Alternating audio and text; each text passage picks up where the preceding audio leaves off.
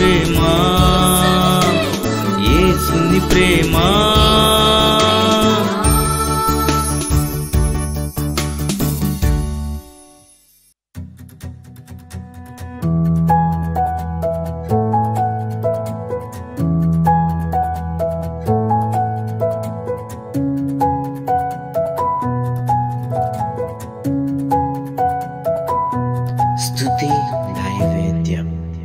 Praise the lord. ప్రభునందు ప్రేమైన వాళ్ళారా, అందరూ బాగున్నారు కదా? ఈరోజు 119వ కీర్తన 44, 45, 46 వచనాల మట్టుకు మనం ధ్యానం చేద్దాం. నిరంతరము నీ ధర్మశాస్త్రమును అనుసరించుదును, నేను నిత్యము దాన్ని అనుసరించుదును. నేను నీ ఉపదేశములను వెదకువాడను, నిర్బంధము లేక నడుచుకుందును.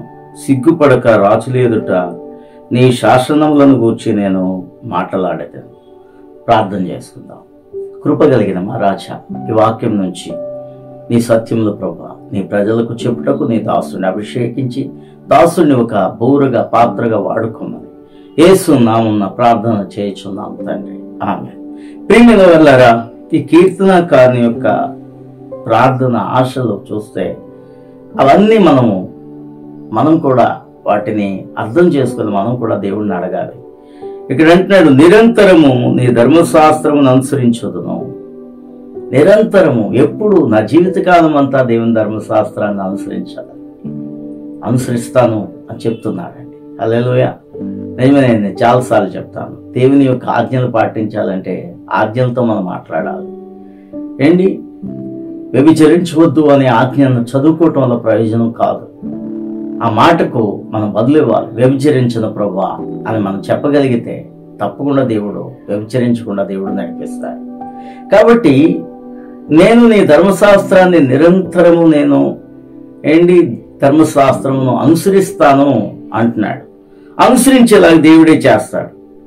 నేను నిత్యము దాన్ని అనుసరించుదును, నిత్యము దాన్ని అనుసరిస్తాను అంటున్నాడు. మళ్ళా నిత్యము, ఎప్పుడు మానటానికి వీల్లేదు.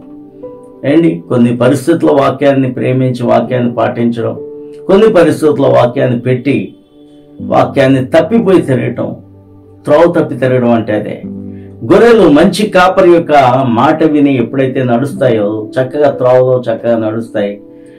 వాటిని దేవుడు ఎక్కడ తీసుకువెళ్తాడు? శాంతి కలిగిన జలాల యొద్దకు, పచ్చిక గల చోట్లకు ఆ గొర్రెలను తీసుకుని వెళ్తాడు. కాబట్టి దేవుని మాట విని దేవుని ధర్మశాస్త్రం అనే ఆయన వాక్కులో మనం నడిచినప్పుడు నిత్యం మనం నడవాలి. అంతేగాని కొన్ని రోజులు నడిచి కొన్ని రోజులు త్రోవ తప్పిపోతే అది నీకు ప్రమాదాన్ని కలగజేస్తుంది. కాబట్టి ప్రియమైన వాళ్ళారా, నిరంతరము దేవునితో నడుద్దాం. నేను నిత్యము దాన్ని అనుసరించుదును. నిరంతరము నడుస్తాను, నిత్యము అనుసరిస్తానని చెప్తున్నాడు. నేను నీ ఉపదేశములను వెదుకువాడను, నిర్బంధం లేక నడుచుకుందు. నీ ఉపదేశాలు ఏంటో నేను వెతుకుతాను ప్రభువా అంటున్నాడు. హల్లెలూయా. నిజమే అండి, దేవుని ఉపదేశం మనకు వినపడుచున్నప్పుడు దాన్ని మనం హృదయంలో చేర్చుకోవాలి. కొంతమంది వాక్యం వస్తూ ఉంటుంటే వాక్యం తప్పించుకొని వెళ్ళిపోవాలని చూస్తున్నారు. కానీ వాక్యం వెదజల్లుతున్నప్పుడు దాన్ని స్వీకరించు. అప్పుడు నువ్వు నిర్బంధం లేకుండా దేవునిలో నడవగలుగుతావు.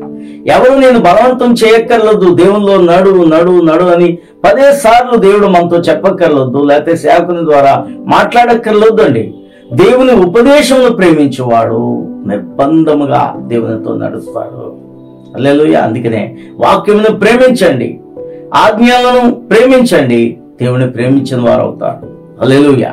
ఇక్కడ చూడండి, ఇంకా అంటున్నాడు, సిగ్గుపడక రాజుల ఎదుట నీ శాసనములను గూర్చి నేను మాట్లాడేదాను. హల్లెలూయా. సిగ్గుపడక, భయపడక రాజుల ఎదుట కూడా దేవుని యొక్క శాసనాలను గూర్చి మాట్లాడగలిగే ధైర్యాన్ని దేవుడు మనకిస్తాడు. ఎప్పుడు అంటే ఆయన ధర్మశాస్త్రములో, ఆయన వాక్యములో మనం నడిచినప్పుడు.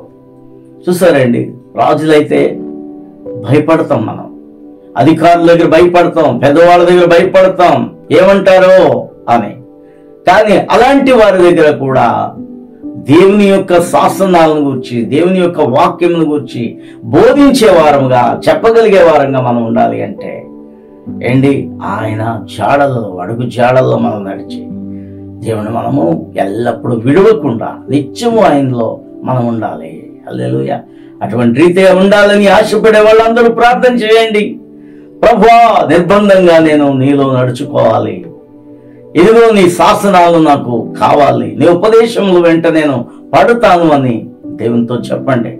దేవుడు అట్టి భాగ్యాన్ని రాజుల దగ్గర, అధికారుల దగ్గర, ఉన్నతమైన వారిని నువ్వు అనుకుంటేనే సమాజంలో ఉండే పెద్దల దగ్గర నువ్వు మాట్లాడే శక్తిని దేవుడు దిగేస్తాడు. అట్టి రీతి అయిన అనుభవాలు నువ్వు పొందుదు గాక. ప్రార్థన చేసుకుందాం.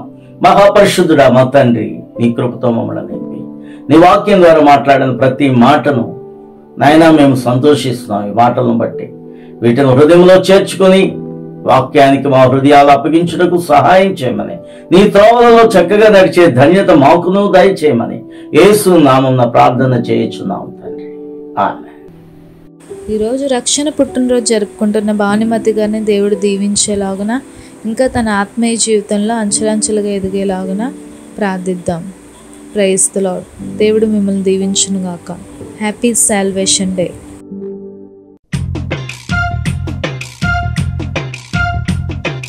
నావికుడా, నాయకుడా, నా ప్రాణనాథుడా, నీవే నా మంచి కాపరి.